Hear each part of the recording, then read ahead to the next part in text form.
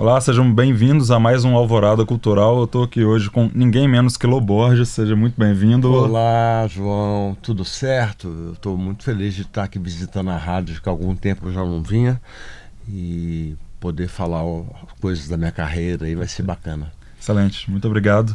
Bom, a gente vai falar hoje sobre nada mais que 50 anos de música, um show muito especial que o Lô está preparando aí para Belo Horizonte no dia 9 de novembro, sábado, às 9 da noite. Vai acontecer lá no Palácio das Artes, no Grande Teatro. E também vai ser um show aí de estreia, de lançamento do disco novo, do disco desse ano, Tobogã. Exatamente. O título do show é 50 anos de música, mais lançamento do Tobogã. O Tobogã é um disco é uma sequência de discos que eu venho fazendo, né? De 2019 para cá, é o 6º disco de inéditas, ou seja, em 6 anos eu fiz 6 discos de inéditas. Eu adoro compor música inédita. E aí, esse show vai ser o lançamento do Tobogã também.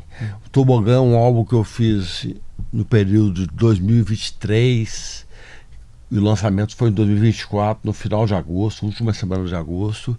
Eu já fiz show de lançamento em São Paulo e Belo Horizonte vai ser a segunda praça, a minha terra, tem que ser, que eu vou estar fazendo o show. As letras são de Manuela Costa, uma poeta estreante, uma letrista estreante de Brasília. A minha banda, o meu trio, que me acompanha já nesses 6 discos consecutivos, é Henrique Mateus, guitarra, mixagem e técnico de som, Robson Matos, bateria, e Thiago Correia, contrabaixo, teclados e percussão. Tem que falar desse pessoal, porque esse pessoal tem sido muito bacana ao longo desses 6 anos, então eles estão me surpreendendo cada vez mais. Ajuda a fazer acontecer, né? Ajuda a fazer acontecer, os arranjos são primorosos, eles são excelentes músicos, e eles conseguiram uma coisa que às vezes é um pouco difícil, eles conseguiram entender como eu sinto a minha música. Então quando eles vão arranjar, eu já dou muitas dicas ali naquela audição que a gente faz. Eu queria que fosse mais assim, mais assado.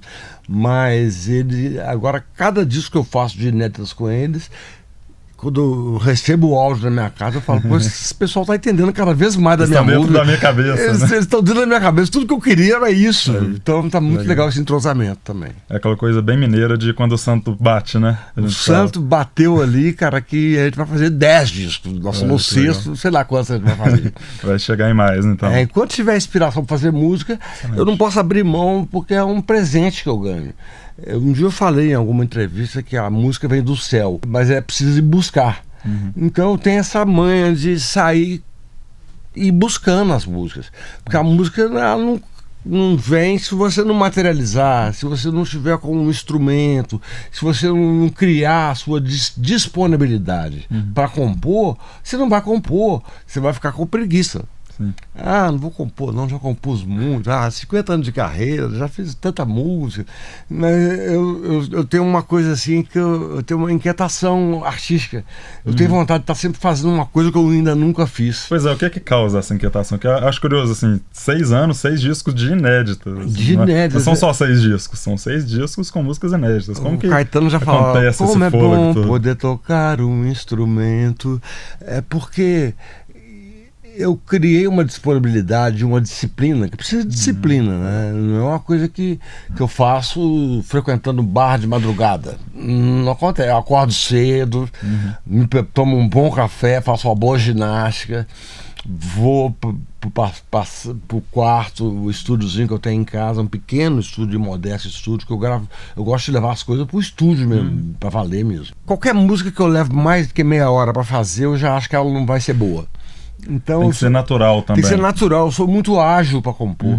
Aí que uma astróloga amiga minha falou assim: porque você é bicapricorniano e com lua em Gêmeos.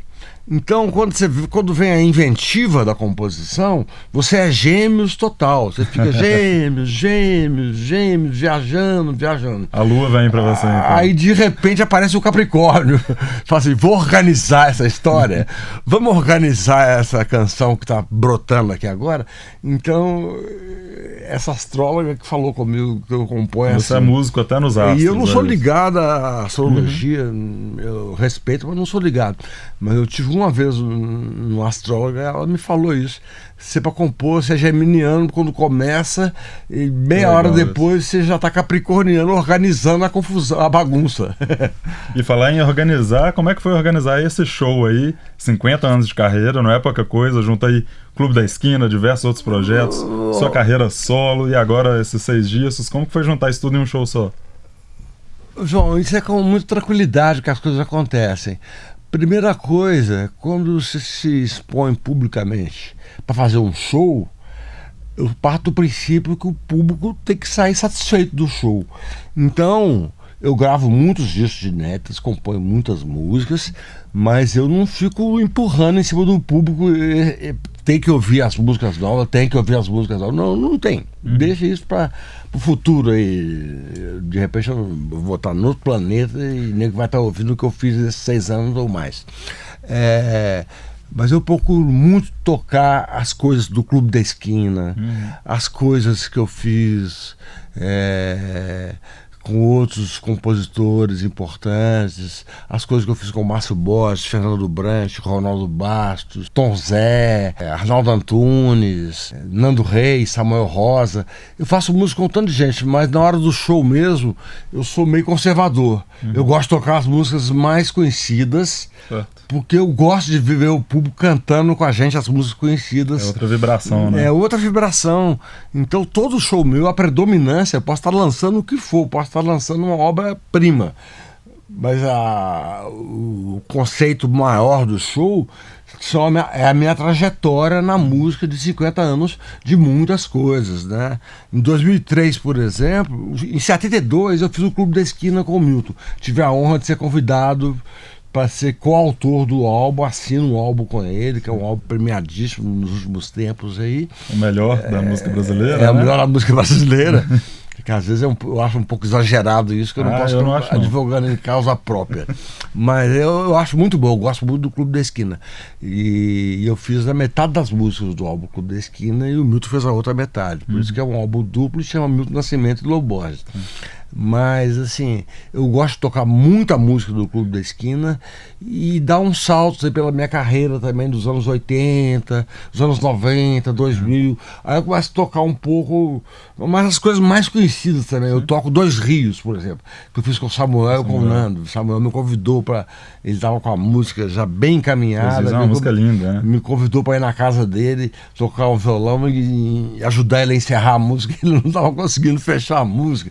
Ele falou, não, eu falei, Samuel, essa música está praticamente pronta quando eu cheguei lá, né? Eu vi alguém uma vez brincando que Dois Rios é a música mais Beatles do Skank. Eu achei curiosa essa analogia. Eu também acho. Aí ele falou, não, tá faltando uma coisa aqui, você vai ter que pegar o violão. Eu falei, não, pegar violão para mim não é convite, é querer me alegrar.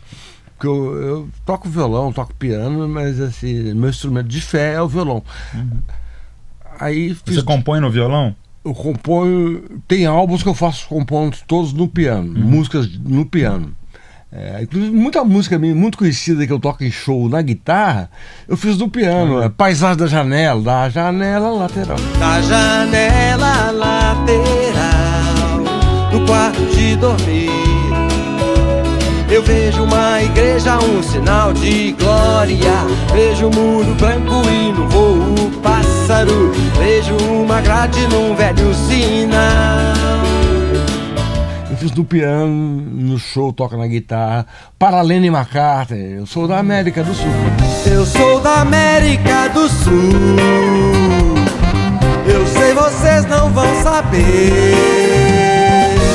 mas agora sou cowboy, sou do ouro, eu sou vocês. Sou do mundo, sou Minas Gerais.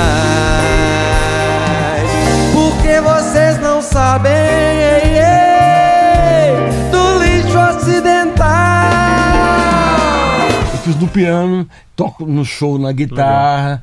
Então tem muito girassol da cor do seu cabelo, eu fiz no piano. Você ainda quer dançar comigo, como é que é? Vento solar e estrelas do mar, um girassol da cor de seu cabelo, Toco na guitarra, no show, No show eu gosto mais de tocar guitarra. É a minha especialidade, assim. Bacana. Guitarra base. Uhum. Guitarra base. Deixa os meninos solar lá, deixa os meninos Deixa os especialistas solar. Eu já me diverti muito. Solando. Legal. No começo da minha carreira. Atualmente eu não gosto mais de solar, eu gosto de fazer guitarra base, violão base, eu gosto de fazer base e canto. E falando de inspiração um pouco, no início da carreira a inspiração era principalmente o psicodélico, era Beatles, como é que era? E o que hoje te inspira a continuar compondo e tocando? No começo da carreira a gente sofre mais influências. Porque a gente está mais novo, mais jovem, o ouvido aberto para muita coisa que está acontecendo de novidade no mundo. Então, eu sou daquela geração Woodstock, que eu adorava quem se apresentou no Woodstock. Jimi Hendrix, Led Zeppelin, Janis Joplin. Como não adorar, né? Eu adorava todo mundo. Crosby, Stills, Nash Young. Todo mundo eu gostava. E essa geração Woodstock... no Woodstock só não teve Beatles, que foi a principal formação da minha vida como compositor. Detalhe, no ano de 1962, quando me mudei de Santa Teresa, o bairro que eu nasci, que depois voltei e ficava tocando violão na esquina e fizemos o tal do Clube da Esquina, em Santa Teresa eu mudei com 10 anos de idade, no ano de 1962, e fui morar no centro, no Edifício Levi, que hoje é famoso também, o Edifício Levi. Fui morar lá, com 10 dias que eu estava morando lá, eu e minha família, né, minha gigantesca e querida família de 11 irmãos, a gente morava lá, eu descia na escadaria para comprar um pão e um leite para minha mãe, eu escuto um violão, era o Bituca, ilustre desconhecido, na época ele não era nem compositor, ele era intérprete. A gente já ficou amigo ali naquele... Aí, 20 dias depois, eu tô andando na rua Tupis, ali perto do Edifício Levi, subindo no centro de Belo Horizonte, vejo um cara da minha idade em cima de uma patinete. Era o Beto Guedes. Caramba. Então, 2 acasos me botaram frente a frente com pessoas importantíssimas. No prazo ali de um mês. No prazo de um mês eu conheci todo mundo. Caramba. E antes de eu conhecer o Bituca, de conhecer o Beto, eu aprendi a tocar violão pelo lado mais difícil, eu costumo dizer, porque eu gostava demais do disco Chega de Saudade. Nossa. Então eu ficava tocando João Gilberto. Tocar João Gilberto é meio... Então eu comecei complexo. Um pouco, mas aí quando chegou Beatles, isso tudo no primeiro semestre de 62. No segundo semestre de 62, teve o A Hard Day's Night, Os Reis do Iê, que chamava no Brasil. Que eu assisti esse filme, eu assisti da sessão de meio-dia até 8 horas da noite. Aquele filme que se passa num trem, não é? Exatamente, aquele primeiro filme deles. E os Beatles estavam acontecendo no mundo inteiro, exatamente naquele momento, era o real time mesmo. Os Beatles estavam acontecendo no mundo inteiro e em Belo Horizonte não foi diferente. E aí eu esqueci um pouco o João Gilberto, a Bossa Nova, e mergulhei nos Beatles. Fui na casa do Beto, levei o disco do A Hard Day's Night pra ele, que no Brasil chamava Reis do Iê. Levei pra ele, eu vi um Beatles. Um mês depois a gente tinha uma banda chamada The Beavers, que cantava em programas infantis em Belo Horizonte, Petilândia. Isso você e Beto? Eu, Beto, meu irmão e um menino chamado Márcio Aquino, da nossa cidade. Todo mundo, a gente tinha 12 anos, tocava de calça curta, tinha patrocínio de uma grande loja de magazine de Belo Horizonte. A gente tocava em muito lugar. Então a minha história profissional, eu digo, começou mesmo com essa história dos Beatles. Que a gente se apaixonou tanto pelos Beatles que a gente criou uma banda cover. Naquela época não existia nem essa palavra cover. Nem tinha isso. Nem tinha isso. E aí a gente fez uma banda que cantava o repertório do A Hard Day's Night. Legal. E hoje o que te influencia? Tem alguma coisa que você acompanha, gosta de ouvir? Porque você ainda hoje tem parcerias assim, diversas, né? Eu imagino que tem muita gente aí que também... A coisa que eu mais gosto, sempre mais gostei, no começo da minha carreira eu gostava muito da gringa, das músicas, aquela coisa do Woodstock, acompanhei todos os discos do Crosby, Stills, Nash Young, Jimi Hendrix, eu tinha todos os discos, Eric Clapton, The Beatles, né? Tinha um tanto de gente que Rolling Stone, então eu gostava de muita gente. Aí dos tempos pra cá, cara,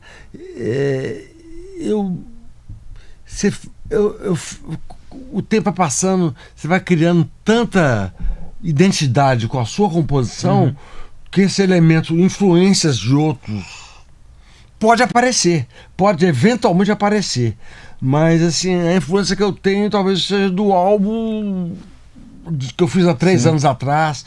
Então, legal. Mas eu sou predominantemente da música brasileira. Perfeito. Eu gosto de ouvir música brasileira. E no Tobogã agora, a gente falando do lançamento, o disco desse ano, o que as pessoas podem ouvir no disco, o que o pessoal pode esperar se for lá ouvir o disco pela primeira vez, e também, claro, se for no show no dia 9 de novembro. O Tobogã, eu tive uma recaída da música brasileira um pouquinho e voltei, na essência, à música dos Beatles. Então, eu já vi críticas sobre o disco falando que tem muita influência dos Beatles, e realmente tem. Que a letrista, a Manuela Costa, que fez o trabalho comigo no disco, ela é uma bitomaníaca de outra geração. Ela é dos anos 90, eu sou dos anos 2000 e quanto? Não, você é dos anos 60, ela é dos eu sou dos anos 60, ela é de 1990. Sim. Então, as músicas do Tobogã têm uma forte influência meio Beatle e muito Lô. Muita minha assinatura. É o que o Charles Gavan falou no pré-release que ele fez. Ele falou, tipo, o cara consegue ter influência dos Beatles, mas não perder o Lô de vista. Tá sempre o Lô, a assinatura do Lô tá ali, mas você percebe que ele pensou em Beatles na hora que ele estava compondo. Então tem um pouco de Beatles que eu acho que não faz mal para ninguém, né? Não faz de jeito nenhum. E bom, você estava falando da banda, quem que são as pessoas que te acompanham? Assim, como que você chegou até essa banda, esse trio que te acompanha nos palcos? No estúdio é o trio. Nos palcos é mais gente. Mais gente, né? A minha banda é Henrique Mateus, guitarras, vocais, Thiago Correia, contrabaixo, vocais, Robson Matos, bateria, e Felipe D'Angelo, teclados, vocais. Essa é a minha banda que está comigo há muito tempo. E como que chegou nessa configuração? Como que você conheceu eles? Como que foi? Olha, cada um teve sua peculiaridade, seu momento na minha carreira. O Robson Matos, que é o baterista, ele está comigo há mais de 18 anos. O Henrique Mateus, que é o guitarrista, está comigo há mais de 10 anos, ou 15, né, Marcelo? 14 anos comigo, o guitarrista. O contrabaixista, o Thiago Correia, já está há menos tempo, já está, né, ele começou a trabalhar comigo nesses 6 últimos álbuns, tem 6 anos. E o tecladista, o menino tem idade para ser meu neto. O tecladista é o Felipe D'Angelo, que entrou há 2 anos, né? Que ele entrou na minha banda há 2 anos, ele é muito competente. Eu adoro a minha banda, eu sempre fui uma pessoa de banda, assim. Eu componho sempre pensando na banda. Eu não fico pensando em disco, eu sozinho tocando, entendeu? Eu sempre penso assim, o que pode ser uma banda acontecendo. E pensando em compor, o que você pode contar pra gente pra frente? Pra frente, cara, o futuro a Deus pertence. Porque pra frente tem muita coisa que é sigilosa, né? Que a gente não pode falar antes, mas tem umas coisas bem legais pra acontecer aí.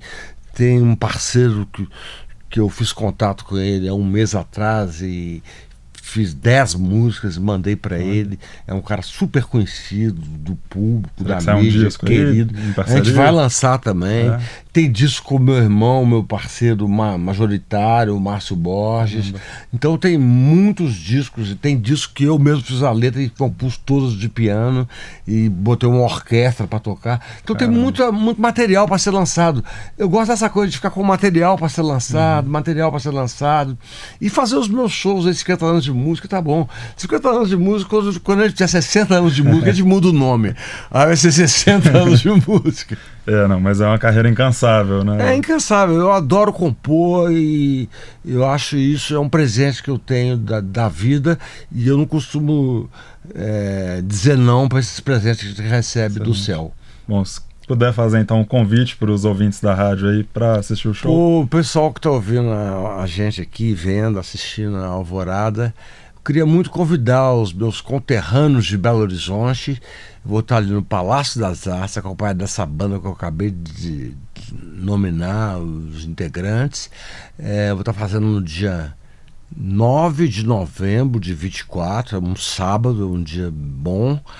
E vou estar tocando 90% das músicas conhecidas do público.